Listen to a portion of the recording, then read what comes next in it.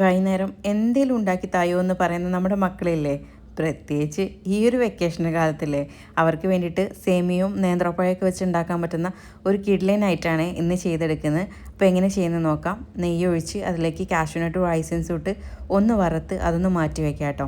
ഇതേ നെയ്യിൽ തന്നെ നമുക്ക് 2 നേന്ത്രപ്പഴം വാട്ടിയെടുക്കാം. അപ്പോൾ 2 നേന്ത്രപ്പഴം ഞാൻ ഇതുപോലെ 4ആയി കീറി എടുത്തിട്ടുണ്ട്. അതൊന്ന് നല്ല പോലെ ഗോൾഡൻ ബ്രൗൺ ആവുന്ന വരെ നമുക്കൊന്ന് വറുത്ത് മാറ്റി വയ്ക്കാം.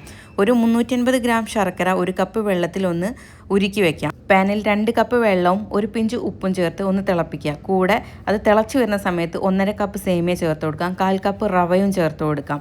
ഇതൊന്ന് നല്ല പോലെ കുറുകി വന്നാൽ ഇതിലേക്ക് നമ്മൾ ശർക്കര പാനി അരിച്ചൊഴിച്ച് കൊടുക്കാം. കൂടെ ഏലക്കാപ്പൊടി ചേർത്ത് കൊടുക്കാം.